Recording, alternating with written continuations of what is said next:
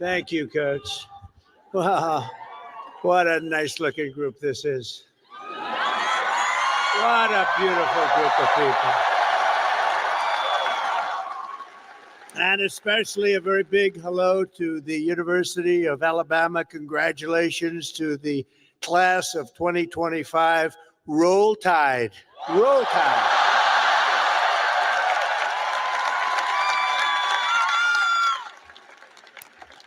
There are things that happen in life that are very important, and you always remember where you were when they happened.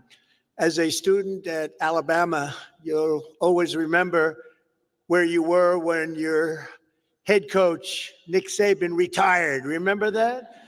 Because he's done such a fantastic job. The last time I was here, and that's true with Nick, what a great coach. Let's bring him back. No, you have a good coach right now, though. You have a good coach right now. He was great. But the last time I was here, the Crimson Tide beat the Georgia Bulldogs 41-34. I was here. I got to watch it. That was some game. Today, it's my pleasure to return to this campus as the first president ever to deliver the keynote commencement address to this truly great American university. It's a great school. And there's nowhere I'd rather be than right here in Tuscaloosa, Alabama, Titletown, USA. That's what it's become. And I love this place. Maybe it's because I won Alabama by 45 points. Could that be the reason? 45? You know, the way they say, the polls have closed in Alabama. Trump has won Alabama immediately. It was very quick. It was very, very quick and nasty. That's what we like. They put all 7 of your commencement ceremonies. I don't know if you know this, but they put them all together first time ever. So I better do well or I'm in big trouble. But I want to thank President Bell for his 10 years of distinguished service, highly respected gentleman, but 10 years of service to this great university, overseeing the education of 100,000 proud Alabama graduates. That's something to have on your record. I also want to thank Alabama Governor Kay Ivey, who's here with us, and she's a fantastic. Where is she? Where is she? She's around here someplace. She's here. I just took a picture. I said, you're doing a great job, along with the very wonderful man, a friend of mine, Senator Tommy Tuberville. Where's Tommy? Tommy's great. When he wanted to run for the Senate, I said, well, you beat Alabama 6 times in a row. How can you run for the Senate? He said, well, I just look at him and I say, well, I was responsible for them getting Nick Saban. I said, that's a good reason. And he won very easily. He won, but I'll never forget that. Thanks also to a wonderful person, Representative Lisa McLean, a great person, great, highly respected. Gary Palmer, Robert Adderholt, Dale Strong, Ronnie Jackson, Ralph Norman, along with Lieutenant Governor Will Ainsworth, Alabama Attorney General Steve Marshall, Alabama Secretary of State Wes Allen, great people, Alabama Senate President Pro Tem Garland Gudger, Chancellor Sid Trant, and members of the University of Alabama Board of Trustees. But most importantly, and they would agree with this, let's give a big round of applause to your incredible parents, grandparents, and family members.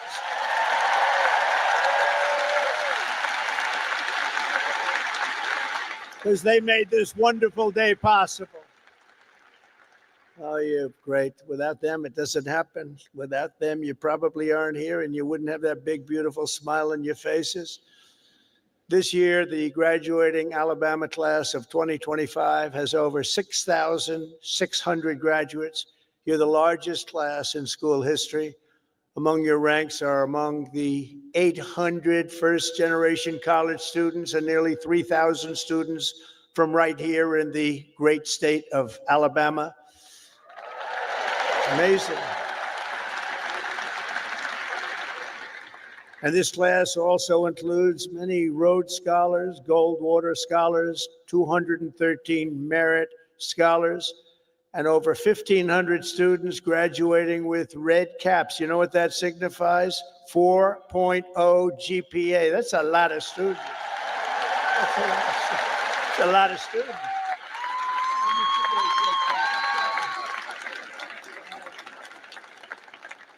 That's pretty good. I know who I'd pick. I'd look for a red cap. I say, I want you to work for the beautiful Trump administration, this lovely administration. In addition, the class of 2025 has nearly 130 active duty service members, veterans, and members of the University of Alabama, ROTC. Thank you very much. Thank you.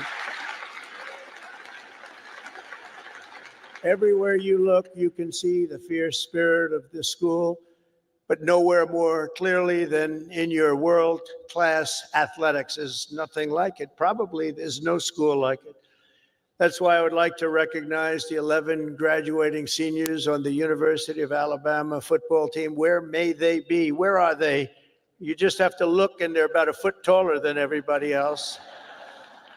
Oh, great. Thank you very much. Congratulations. Great season. Thank you. Thank you. Great season.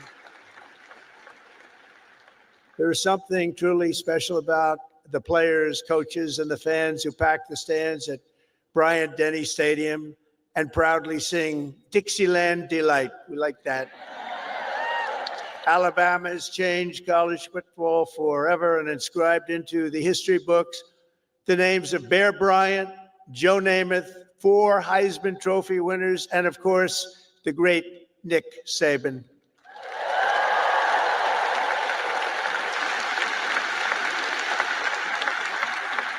This place is truly where legends are made. It really is. It's a special place.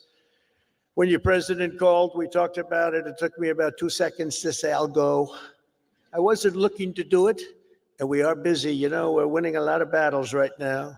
We love winning, don't we? Love winning. We're winning a lot of battles. But I wanted to do this. For the University of Alabama, good isn't good enough, tough isn't tough enough, and great isn't great enough. The Crimson Tide does not rest, does not quit, and does not stop winning until it's all time. You know, it's all time. You're always winning, and you're going to keep winning. That's why the University of Alabama football team has won more games in the last decade than any college football team in America. That's not bad.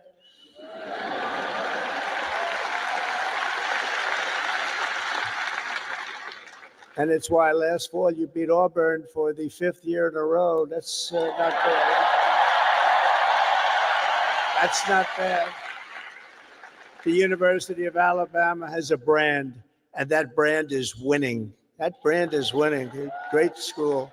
Last year, the Crimson Chaos watched the Tide Hoops make it to the Final Four for the first time ever. And this year, you built on your incredible record and returned to the Elite Eight. So not only is Alabama a great football school, it's now one of the nation's best basketball schools, and congratulations.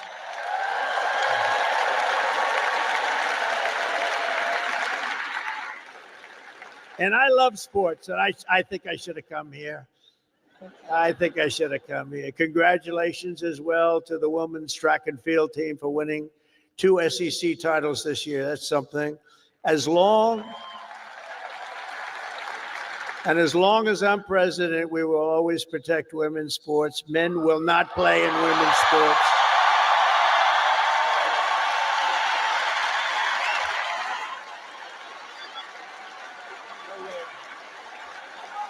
No way. They say that's an 80-20 issue. No, it's a 97-3 issue, I think. No, men will not be playing in women's sports. I said that, and I classified it with a very powerful executive order. As you know, it's done. The class of 2025 was the first to enter the halls of this university in the aftermath of COVID-19. Following a difficult senior year of high school, many of you came here to Tuscaloosa from around the country, and for the very first time, you experienced something called freedom. You had freedom. So let's give a big round of applause to the leaders of this state who chose liberty over lockdowns. They did. They did a good job.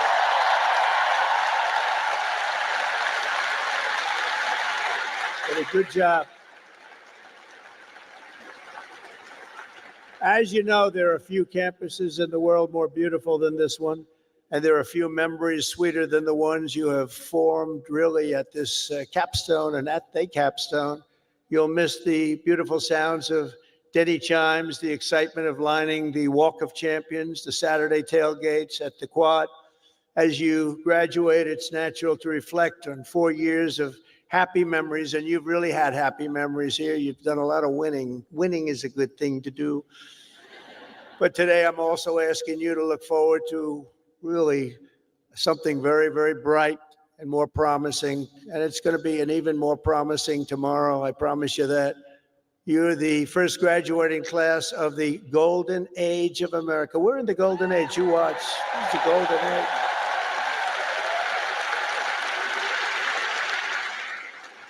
This is the golden age. We've done things that nobody thought possible. 100 days yesterday, 100 days, and we've done things that nobody thought even possible. Like many generations before you, you're graduating at an exciting time for our nation, a period of both extraordinary change and incredible potential and what will be unbelievable growth. You're going to see that very soon. You're going to see it starting very, very soon. The whole world is talking about it. Our country has always been defined by its ability to reform and reinvent itself to meet the challenges of the next era. The last 4 years were not good for our country, but don't let that scare you. It was an aberration.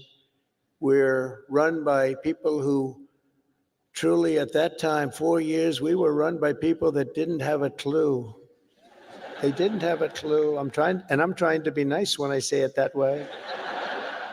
They allowed our beautiful USA to be laughed at, scorned, and taken advantage of by everybody. We were ripped off on trade by nations all over the world, both friend and foe, and oftentimes a friend was far worse on trade than the foe. But those days are over.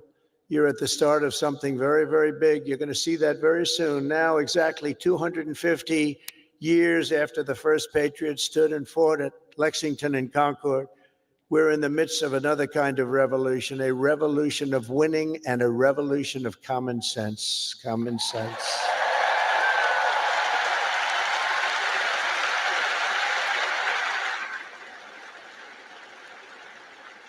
Everywhere you look, broken systems, corrupt institutions, and tired dogmas are being swept away by the tide of history. Ancient wisdom is being rediscovered, and the best and strongest traits of America are coming back for all to see, bigger, better, and greater than ever. Coming back, and they're coming back fast. The spirit of our age is one of boldness, vigor, ambition, and adventure, and it's exciting to be you and young. Oh, I'd pay you a lot of money to have your age. You have a great future. The people have rejected the voices of a failed establishment. You saw that in the election. We've turned the page on endless wars, crippling debt, open borders, ruinous inflation, and the lack of respect for our country and for its leaders. But we're turning that all around, and we're turning it around very fast. We will very quickly make America great again.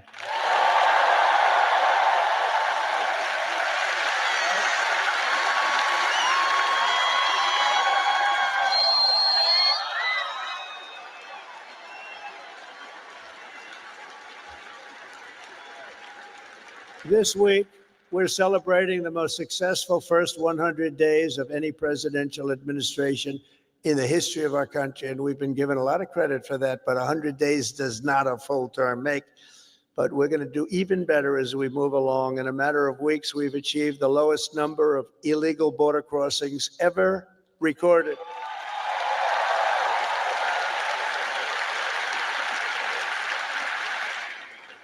And you've seen it, hundreds of thousands of people pouring into our country from prisons, from mental institutions, from gangs, and all over the world, not just in South America. You'd see hundreds of thousands of people pour across in one day. You know what we had just recently? Three.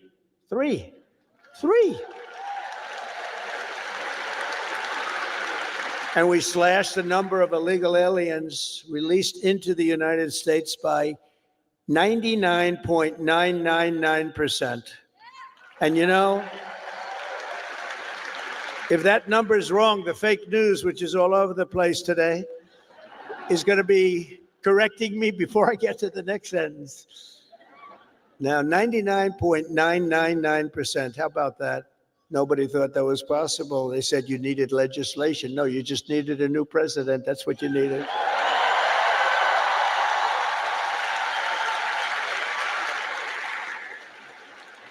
But despite the tremendous success, as you've been reading, the courts are trying to stop me from doing the job that I was elected to do. We won by millions of votes. We won all 7 swing states, 7 out of 7. We won 312 electoral college votes. They said, oh, 270 would be great. We won 312 and 2,750 counties versus 525 counties throughout the nation. That's why when you look at a map, it's all red.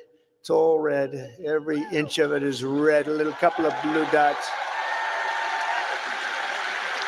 But they have to let us do the job that the voters want us to do. Judges are interfering, supposedly based on due process, but how can you give due process to people who came into our country illegally? They want to give them due process. I don't know. We've created 350,000 new jobs and brought core inflation down to its lowest level in many, many years.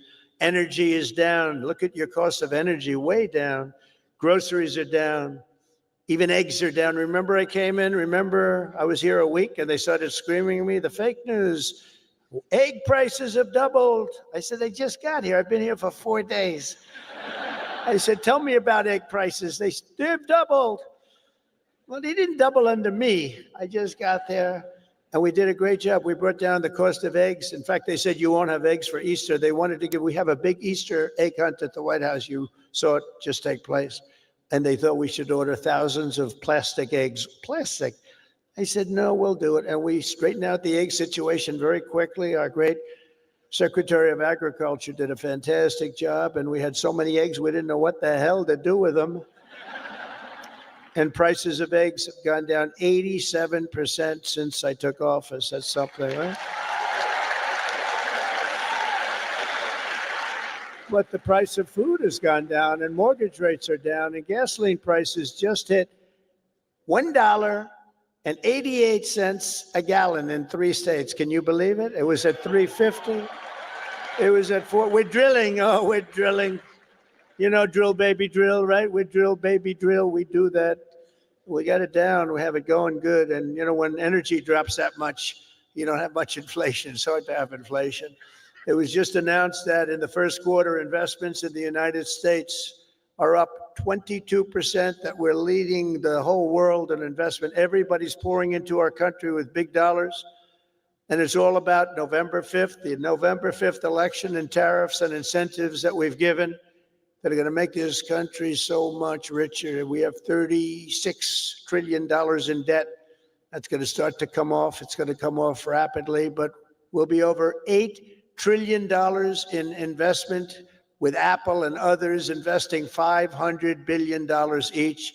We've never had a period of time in 2 months, because we're here for 3 months, a little bit more, but give me a break for the first month. You know, had to get a little acclimated, had to see where the enemy lies, because they're already looking to impeach Trump. You know, these crazy people. Let's impeach him. For what? We don't know exactly, but we'll try it.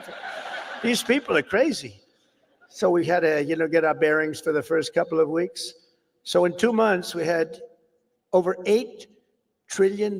Think of it, committed. Nobody's ever seen anything like it. There's never been anything like it in any country at any time. And it's all because they want to avoid the tariffs. We want to get here fast. And I said, a number of times, tariff is the most beautiful word in the world. And I got absolutely decimated by the fake news. They said, what about love? What about your wife? What about your parents? What about religion and God? So I said, all right, it's the 5th nicest word I've ever seen. And since I've done that, I've been in good shape. Nobody's bothered me. They've been very nice. So it's the 5th most beautiful word I've ever heard. But it's making us very rich, and you'll be seeing the results pretty soon, sooner than most people think, because that's what other countries have been doing to us, just so you understand. They were tariffing the hell out of us. We couldn't sell cars in Europe. We couldn't sell cars in China. We couldn't sell cars in Japan or anywhere else. We couldn't do anything. And all we're doing is we're doing it to them, but we're doing it much better. And the U.S. military is suddenly seeing its best recruiting numbers ever. We've never had numbers like this.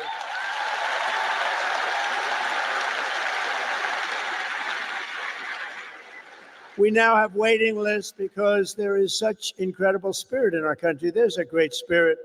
And just think, 6 months ago, and you remember, and it was embarrassing, before the election, 6 months ago, we were hearing and reading that numbers of those joining our military were at the worst levels ever. We've never had anything like it, right? You remember that? And now they're at the best levels ever. We have waiting lists to get into the military. We couldn't fill the positions, and that included in our police forces, our fire departments. We love our fire departments also. We can never forget our fire departments. But our police forces were begging for help. And now they're brimming over with people and applicants, and they're getting great ones. It's amazing what's taken place. And that's really the spirit. Each of the graduates in this arena will soon have the chance to help lead this project of national renewal. And that's what it is. It's a national renewal. We suffered so badly for 4 years. We had one of the greatest economies. We actually had the greatest economy in the history of our country during the first term of Trump. And then we got hit hard with inflation during the Biden economy. It was horrible. We were hit so hard. The worst probably ever. They say 48 years. We'll accept that. But I would say ever. You'll embrace this moment and you'll step forward with strength and grit, faith and patriotism to put America on a new trajectory for your children. And then you'll take your place among the greatest generations in the history of our country. I think you have a chance to be the greatest generation in the history of our country because we're turning it around and you happen to be available. You're available.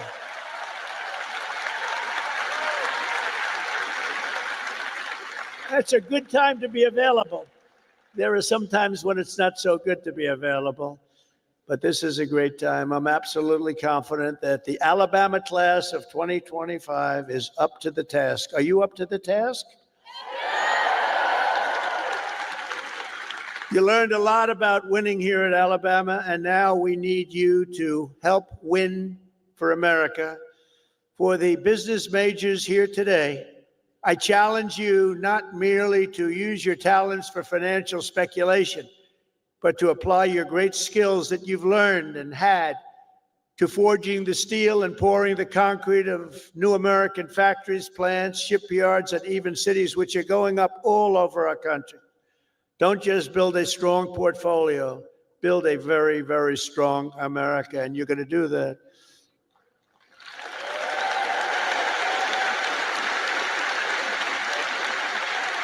To the engineers, brilliant you are, technicians, scientists, and math majors, we need your Alabama spirit and competition to keep our country at the forefront of every single domain. America should have the world's tallest buildings, design the fastest airplanes, build the greatest cars, do everything the absolute best, better than any other nation in the world, and you can do it. And we will soon land American astronauts on Mars. That will happen. That will happen.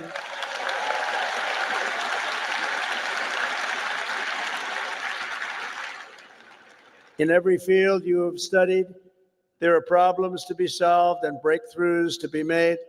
To the journalism majors, of which I've had a lot of problems with. So I must be honest. I'm not sure I like them. No, I do. But you're really leading a very thing, because we need a great and free press. We need a brilliant press. They're like a watchkeeper. They're very important, and you can go out and take it down a new track, help save the country. So important.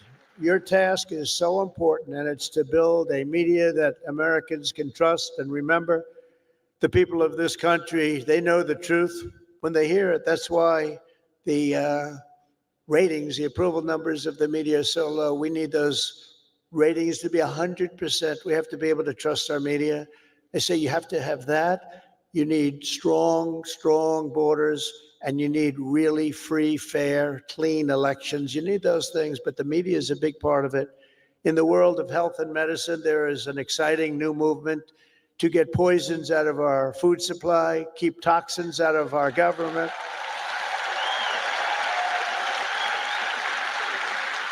Clean out our environment and make America healthy again. And I think Bobby's going to do a great job, don't you? I think so. I think he's the guy we needed. And in government, it is the task of your generation to replace bureaucracy, graft, and waste with a new system that defends American freedom. These are big tasks before you, but the reward for your hard work will be the United States of America is stronger, prouder, better, and more unified than ever before. It's going to be.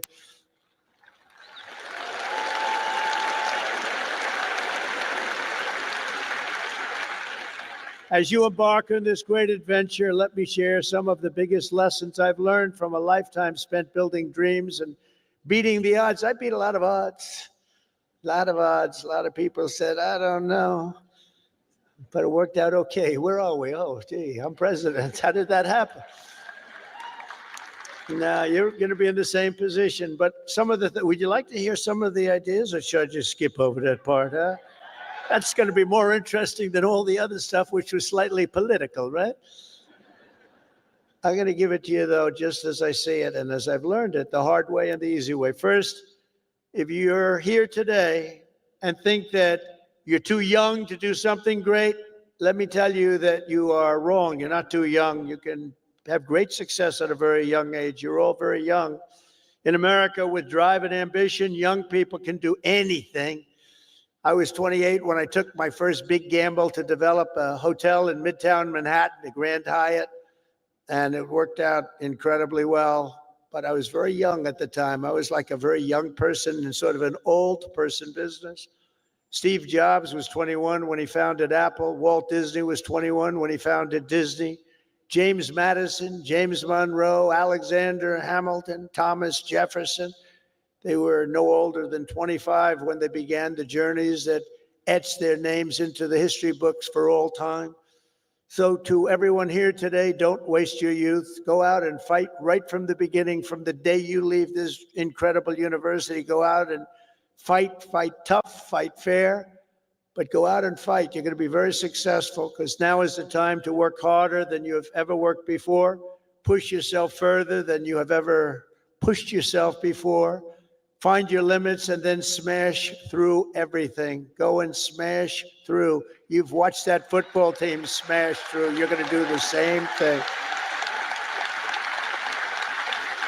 You're at the age when you have the time and vitality to do really incredible things. If you just give it your all.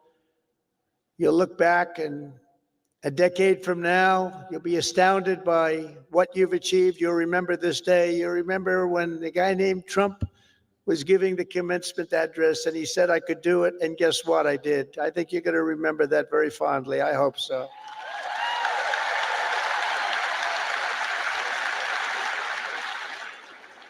Second of all, and very importantly, you have to love what you do, okay? You have to. I rarely see somebody that's successful that doesn't love what he or she does. That's way You really like work isn't work. It's fun.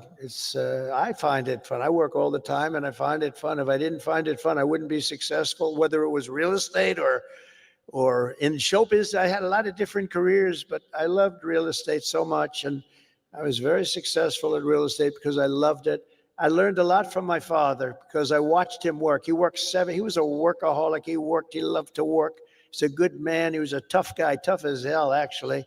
Now that I think back, I don't know if you could even get away with that nowadays. He was tough, but he was a good man, I'll tell you. And he worked 7 days a week. He worked Saturdays, Sundays, it didn't matter. And I learned by watching him, he loved his life. He loved what he was doing. He had a great long-term marriage, a long, many years. He beat me on that one. No, mine are very successful, but they haven't lasted quite as long. It was close to 70 years. That was a long time. Said, Pop, you beat me on that one. But you know what I learned from him? That he loved life, and all he did was work. I see people that don't work hard and they're miserable. So go out and find, but he loved what he was doing. And you have to find something that you love, and you have to follow your own instincts. Listen to your parents, they're very wise, but you have to follow your instincts and your heart, your soul, and you want to be the very best you can be. Treat every day like a home game against Auburn. Fight like hell and enjoy doing it. Your coach can tell you all about that. Third thing is to think big. You know, you're going to do something, you might as well think big, because it's just as tough. You can think small. I know a lot of people, they thought small. They're very smart. I know others that weren't nearly as smart, but they had a better picture of the big picture, because it's just as hard to solve a small problem as a big problem, and it's just as much energy and everything else, except the result is going to be a smaller one. So love what you do, but think big if it's possible. Now, if it's not possible, that's okay too. You do something, you have to do something that you love. You will have all the same headaches and challenges, all the same delays and setbacks, so you might as well do something that's just amazing. America doesn't aim small. Alabama doesn't aim small, and neither do you. So think big when possible. Think big. Fourth is work hard. Work hard. Never, ever stop. An example is a great athlete, actually, Gary Player, golfer, great golfer. He wasn't as big as other men. He was actually on the small side. Don't tell him that. Friend of mine, don't tell him that, because he doesn't understand that. But he worked very hard. He made up for it. He never stopped. He won 168 golf tournaments. Think of that, 100. I said, Gary, you're winning like every weekend. Do you ever choke or anything? I don't know what choke means. And he made a statement years ago that I read, and I thought it was sort of an incredible statement. He said, it's funny, the harder I work, the luckier I get, right? Think of that. The harder I work, the luckier I get. So you really have to work hard, and you're going to be successful because you have the talent. To get into this school is not easy. To get through it is even more difficult. You have a lot of talent. Fifth is don't lose your momentum. You just want to keep it going, and you have to know if you are losing it. You have to know when you're losing it. So maybe you stop, and maybe it's time to stop. Listen to the feedback, think through your plan very carefully, and keep moving fast. The word momentum is very important. I mean, I'll just tell you a little story about a great real estate developer named William Levitt. He built Levittown. Some of you might live in a Levittown. He was the biggest developer in the whole country in the 1940s and so. And he built these jobs. He started with one house, then 2 houses, then 20 houses, then thousands and thousands of houses. And a company, Gulf and Western, came along and they said, we're going to make you an offer to buy your company. And they offered him a lot of money, more money than he ever thought he could make. And he retired, lost his momentum. He retired, and he led a beautiful life. He had a wife, I must tell you, it was his second wife. It was a trophy wife. What can I say? I don't like telling you everything, but we're all friends, right? Can we talk? We're all friends. He had a trophy wife, and he lived a different life. He moved to the south of France, but he it was a life of tremendous luxury. He had so many millions of dollars. He was given a fortune for the company, and 10 years went by, and then 15 years went by, and he got a call from this big conglomerate, Gulf and Western, and they said, we're not doing well with the purchase, because he used to pick up every nail, every piece of sawdust, every piece of wood, every chip, everything, and he'd sell it. He'd make a couple of bucks. Everything was perfect. They can't do that. You know, these big companies, they don't do that. You see it a lot when an entrepreneur sells to a big company and then he ends up buying the company back for peanuts later on. Happens a lot. But he was the best at what he did. But 15 years went by and he was so excited, and they sold him back his company. And he started, and he was going to tear apart the world because he got bored with a life of luxury. And he started building and building and building. And the markets turned on him. And he went bad. He lost everything, and he went bankrupt. Absolutely bankrupt. And it was a sad story to read. It was such an amazing story because he was so rich, but he paid them, and he bought it for the right price, bought it low, but he went wild. But he lost his momentum. He wasn't good at it anymore. And he was at a party on Fifth Avenue, I'll never forget. And it was a party of a very, very powerful man who was having the party in a magnificent apartment overlooking the park. And I walked in, and there were 50 or so people. I recognized most of them, all the biggest business people in the world, actually. Very glamorous. I was doing well. I was young, and I was doing well. And I was invited to parties like that. And I looked in the corner, and there was Mr. William Levitt sitting all by himself on a chair, looking very glum. Nobody was talking to him, because you'll find that when you're not successful, you lose a lot of friends. It's not a good situation. But there was nobody talking to him, but I wanted to talk to him because I was in the real estate business, and he was, and most of these people were in different businesses. And I went over and talked to him, and I said, "How are you, Mr. Levitt?" He goes, "Donald," he knew who I was. "Not well. I'm not well." I said, "So can you come back?" He said, "No, son, I lost my momentum. I shouldn't have done it. I lost my momentum." And I never forgot that expression. He lost his momentum. If he would have kept going, instead of selling and relaxing and going into a different life, he probably would have been 3 times bigger than he was, but he lost his momentum. And you have to know when it's your time. I mean, there'll be a time when you do lose. You see it with fighters. You see it with a lot of people. They have a great record and they retire. And then 4 years later, they say, "I'm going back. I can beat that guy." And they get knocked to hell. And it's not good. It's not good. So he lost his momentum. You have to know when your momentum time is up. I call it momentum time. But follow your momentum. It's a very important word. You don't hear it from too many, but I've seen it. I've seen it a lot. Number 6, if you want to change the world, you have to have the courage to be an outsider. In other words, you have to take certain risks and do things a little bit differently. Otherwise, if that weren't the case, everybody would be successful. Doesn't work that way. Progress never comes from those satisfied with the failures of a broken system.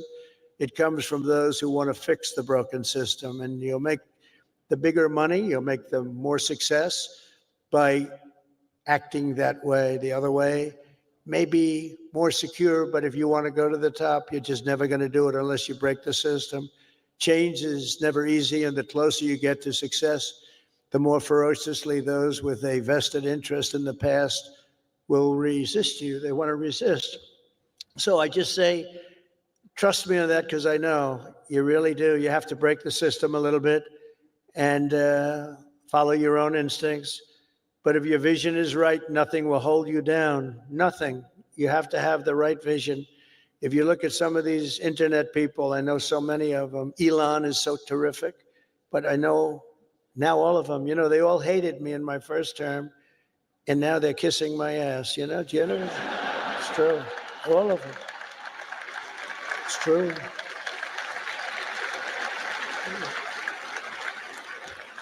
It's amazing.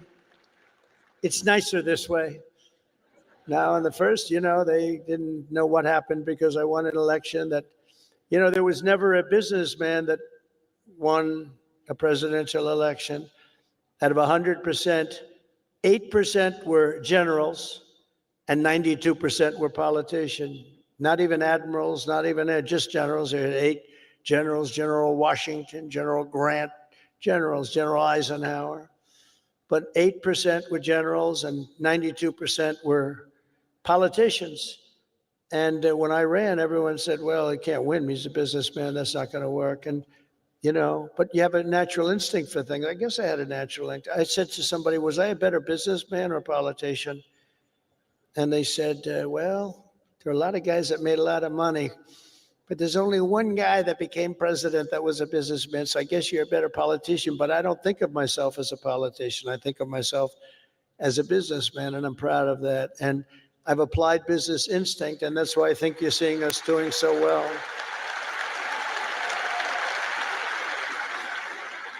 So number 7 is to trust your instincts, common sense. You can go very far in life with common sense. And I applied that to politics because some of these things, like they had open borders, let everybody in the whole world flow into our country. That's not common sense. They had transgender for everybody. We ended that, if you noticed, okay? But they had transgender for everybody. They said, I said, this is not working. This is not going to work. As I said before, so simple. Men playing in women's sports. Did you ever see some of the records? Did you ever see some of these boxing matches?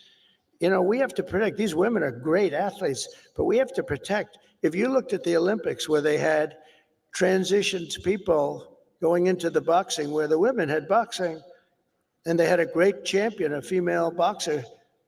I mean, after one punch, she walked back to the corner, said, I can't get hit like that. I've never been hit like that before. You look at all the volleyball players that have been hurt so badly with balls that are hit at levels that they've never seen before. But the greatest is like weightlifting. You ever see the weightlifting? Where they have a record that wasn't broken in 18 years? And they have, should I imitate it? My wife gets very upset when I do this.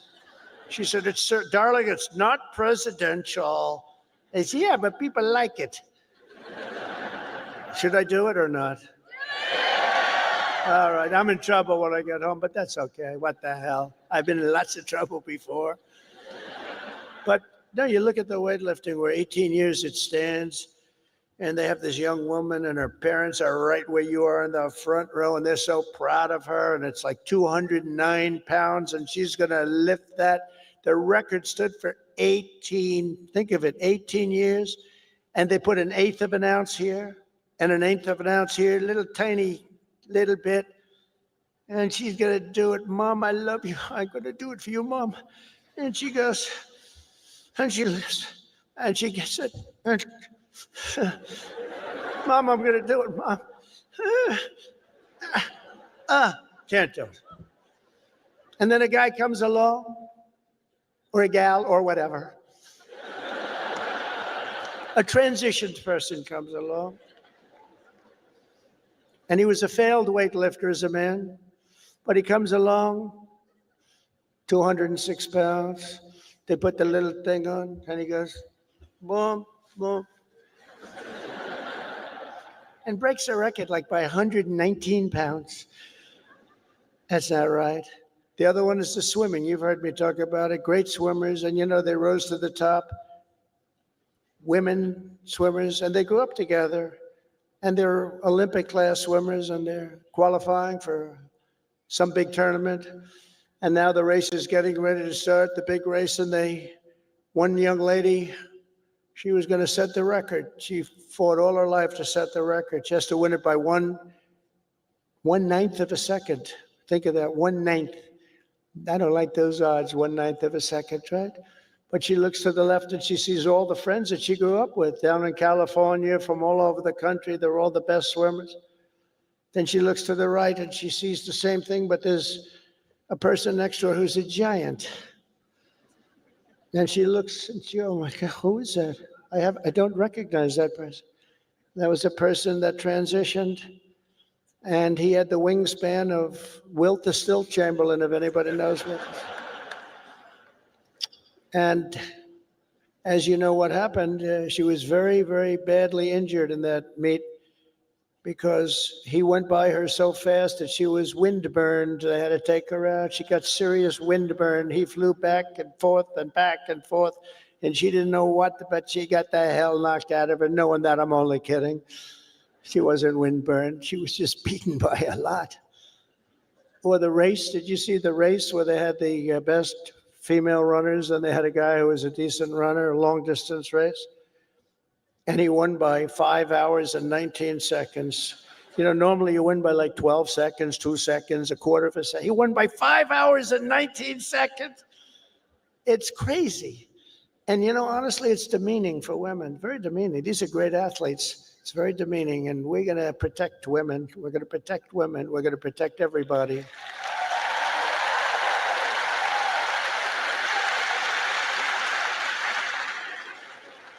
So now that I'm in trouble with my wife, I'm going to blame the University of Alabama for asking me to go through with that stuff. But it's pretty descriptive, isn't it, really? It helps when you know that borders are not racist, speech is not violence, America is good, terrorists are bad, men can never become women, police are not criminals, and criminals are not victims. Eighth, everybody should believe. Thank you. Thank you very much. Everybody should believe in the American dream. It's real, it's there, and it's right before you. We're coming back to the American dream.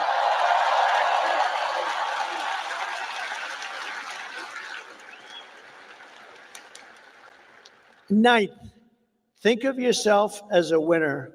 The power of positive thinking. Dr. Norman Vincent Peale, from many years ago, wrote a book, The Power of Positive Thinking. And there is a lot to it, the power of positive thinking. Don't consider yourself a victim. Consider yourself a winner. In recent years, too many of our young people have really been taught to think of themselves as victims and blame people and be angry. Don't be angry. But in America, we reject that idea that anyone is born a victim. Our heroes are the ones who take charge of their own destiny, make their own luck, and determine their own fate. Despite the odds, despite all odds, that's what happens. They're given a little chance in many cases, very little chance of success, and they become the most successful people in the world. Whether you were born rich or poor, black or white, male or female in America, anyone can be a winner, and our whole country will be cheering you on, and I'll be at the front of the line cheering you on, especially because you come from this incredible university.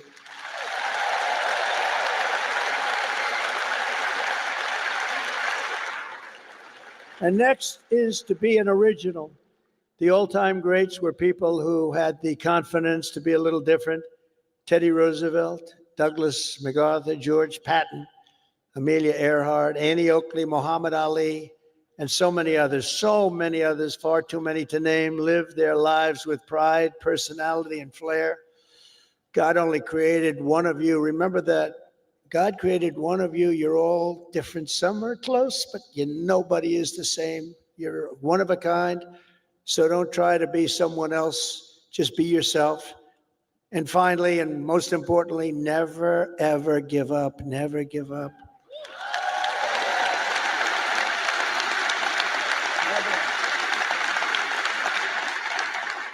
Never give up. And I've learned anything in life, and it's so true. One of the most important things you can learn, if you just went a little bit longer, if you just held out a little bit longer, you would have been successful. Well, the stories of that are legend. But I've learned that perseverance is everything. So whatever happens, no matter where you are in life, stay optimistic and just keep pushing forward. Just don't stop. Never, ever give up. Victory is right around the corner. I've watched Coach Saban win games that really were virtually over. You've seen it. You've been in the stands. He won a couple of games. I said, Coach, you got lucky as hell. He said, I didn't get lucky. I'm a talented guy. You know, those little touchdowns that come out of nothing. He's amazing. But he's a guy that doesn't quit and doesn't know what the word quit even means. He couldn't define it. He took victory out of the jaws of defeat, and you can do that too at every stage in my career. My enemies, of which there were many and probably are right now, I can think of a couple of people that don't like me too much right now. But they said, that they have to do everything they can to keep me from winning, to keep me from making it. And I'm representing you, so I have to make it. I have big shoulders, but these are big shoulders. I have to win for you. I'm not winning for myself. I'm winning for you. Do you remember when they said that Donald Trump will never become president of the United States? Remember Barack Hussein Obama said that? Barack Hussein Obama. Donald Trump will never be president. Like 50 other politicians said that. Where are they now? Oh, let me see. Oh, there they are. Where are they now? But here I am standing before you as the 45th and 47th president.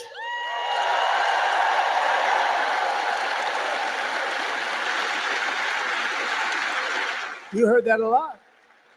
But against all odds, I did great in 2016. 2016, how great was it? And then I did much better in 2020. Sorry, the election was rigged. But it was a rigged election.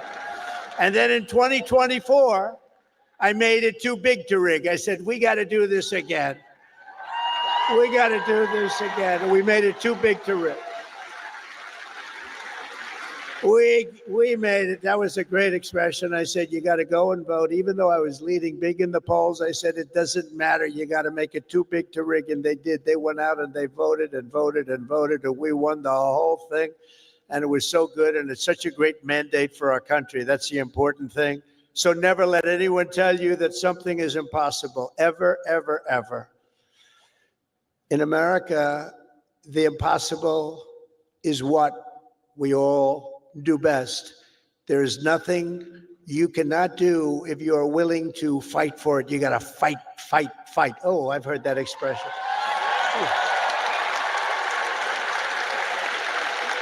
Funny. That's not here.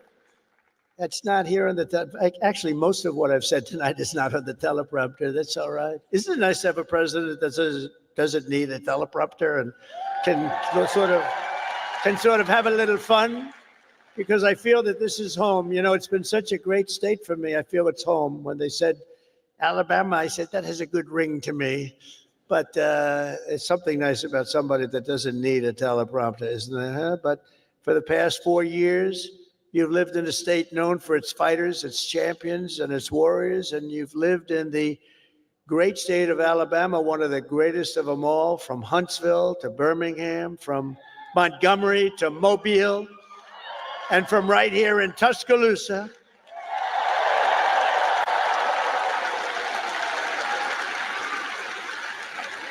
To the gleaming shores of the Gulf of America.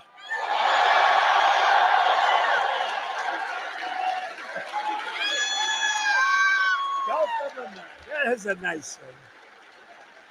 Everybody loves it. I wouldn't say Mexico's thrilled, but you can't have them all. They're not thrilled. You continue the legacy of Alabama legends who blazed the trails, won the games, tilled the fields, forged the steels, built the ships, and gave us the victories that built America and changed the world. The entire world was changed by our victories. This is the state that gave us the might of the Iron City, the power of the Saturn V rocket, and the roaring engines of Talladega. Talladega. We love Talladega. We love Talladega. This is the state that gave us nothing but victory, the state of some of the greatest heroes in history, like Willie Mays, Jesse Owens, Joe Louis, your coach, Nick Saban, Hank Williams, and many others.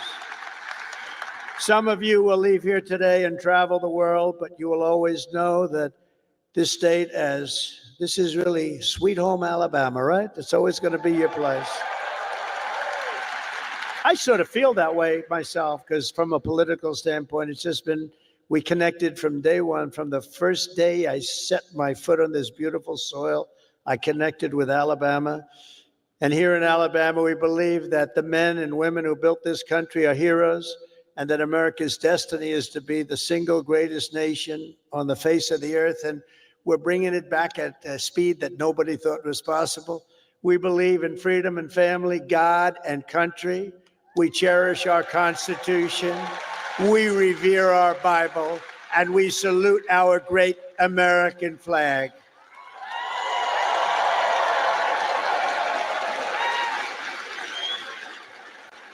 We honor our police. We respect our veterans, and we always stand for our one and only national anthem. We love our national anthem. We believe in strong parents, strong values, strong communities, and very strong borders. And we believe that the United States military is the greatest force for peace and justice the world has ever known. We have a great military. We just had people that didn't know how to lead it. We believe the South is beautiful, Alabama is great, and America is our home. We believe in the SEC and the USA.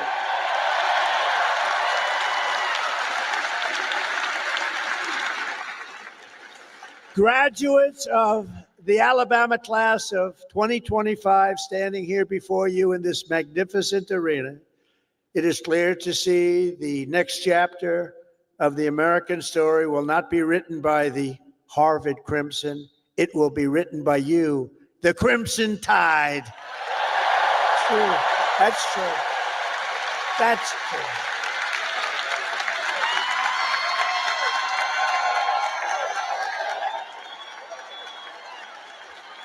That's true. I thought that was rather clever. If you look at what's going on, they get their $5 billion a year. That is not going to be so forthcoming. Now, wasn't that a clever one, though? Huh? Who would think of that? Because this is Alabama, and at Alabama, you fight, and you win. That's what you know how to do. Congratulations to you all. Congratulations to this great class of champions. God bless you, and God bless America. Thank you all very much. Thank you.